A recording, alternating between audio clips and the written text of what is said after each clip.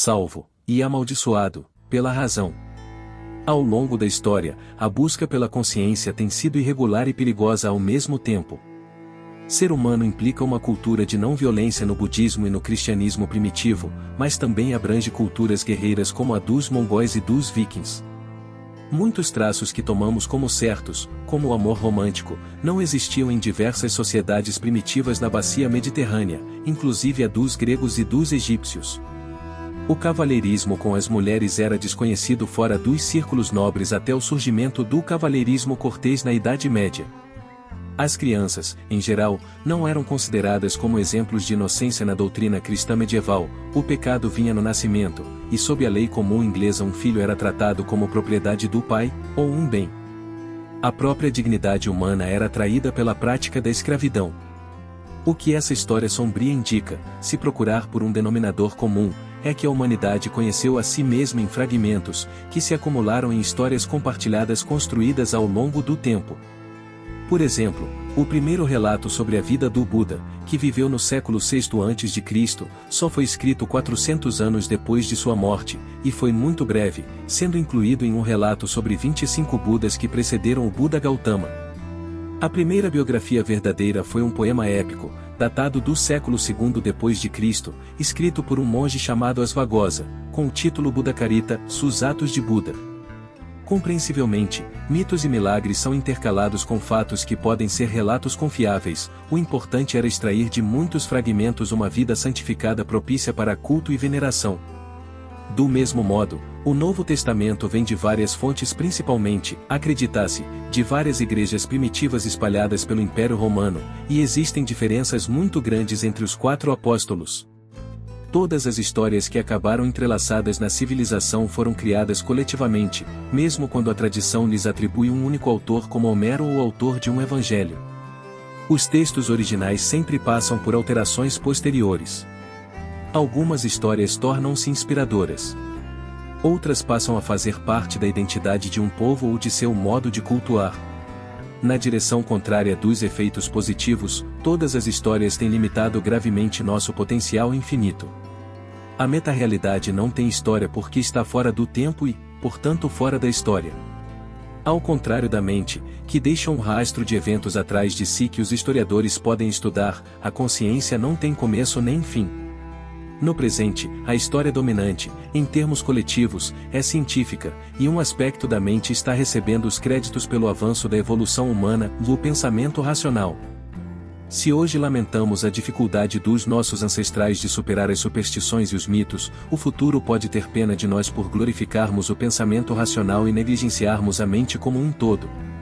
No seu livro de 2018, O Novo Iluminismo, Steven Pinker, conhecido psicólogo de Harvard, leva 450 páginas edição original para enaltecer o triunfo da razão na história cultural recente. Pinker monta um caso em defesa da razão, da ciência e do humanismo, o subtítulo do livro, como se tivesse sido feito na França, no século XVII, durante o Iluminismo. De fato, ele olha para aquele período como o momento da mudança de rumo da civilização ocidental. Para a grande maioria da população no Ocidente, Pinker está pregando para convertidos quando ele caracteriza o iluminismo como secular, portador do livre pensamento, racional e dedicado ao progresso. Sei disso no meu papel como médico formado em medicina científica.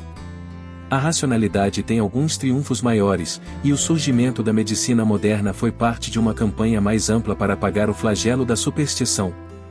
Como exemplo emblemático, ninguém no século IV tinha uma explicação racional para os horrores da peste negra, que matou 1/3 da população europeia, cerca de 20 milhões de pessoas, entre 1347 e 1352.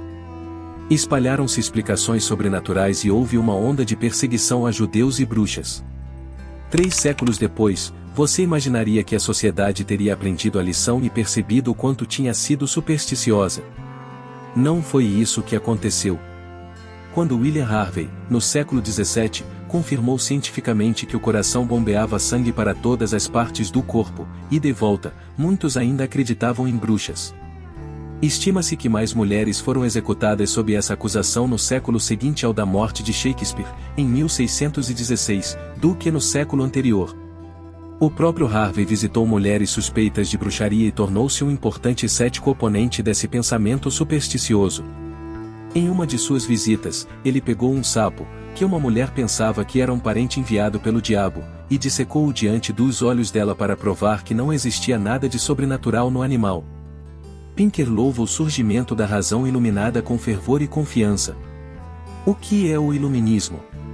Em um ensaio de 1784, com essa pergunta como título, Immanuel Kant respondeu que ele consiste na emergência da humanidade da sua minoridade autoimposta, sua preguiçosa e covarde ou submissão a dogmas e fórmulas ou de autoridades religiosas ou políticas. O mote do iluminismo, ele proclamou, é o ouse saber. Essa é uma visão tão amplamente aceita que poucos a discutem. Uma cultura secular e científica não apenas se orgulha da racionalidade, ela venera a racionalidade com uma fé tão absoluta quanto a voltada para os dogmas de que Kant queria que a humanidade escapasse. Ousar seria encontrar um meio de fugir da exaltação infundada da razão. Porque a racionalidade tem causado tanta confusão quanto a irracionalidade, monges medievais, ligados aos dogmas ou preguiçosos e covardes ou do catolicismo, como Pinker os descreve, não lançaram a bomba atômica, nem inventaram armas químicas e biológicas, ou destruíram o meio ambiente a ponto de a humanidade se autodestruir. A razão certamente criou muitas coisas boas, mas na caixa de Pandora também havia criatividade diabólica. Quando a liberdade de pensamento se espalhou, não havia nada que impedisse a criatividade diabólica de imaginar novos meios da morte mecanizada, que avançou com rapidez a partir da catapulta romana e a besta da Idade Média. A razão não foi capaz de refrear suas próprias criações, seguidas sempre pelo apoio de explicações racionais para justificar por que era necessário desenvolver armas terríveis. Ignorando essa falha crucial, o otimismo de Pinker pinta um quadro de progresso em muitas frentes. O ponto central de O Novo Iluminismo é uma série de 75 gráficos ilustrando o avanço da humanidade até o momento presente, contrariando a noção de que o mundo está desmoronando. O conjunto ilustrado pela expectativa de vida e mortalidade infantil à morte por má nutrição e fome.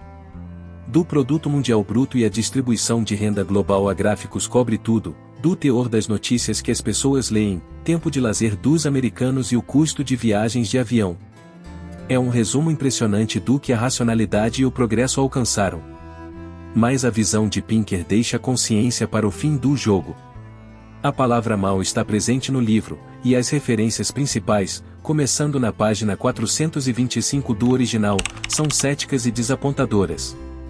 Ele levanta a questão do o problema difícil, uma expressão cunhada pelo filósofo David Chalmers, que coloca o enigma de os seres humanos terem subjetividade. Em outras palavras, o mundo é aqui.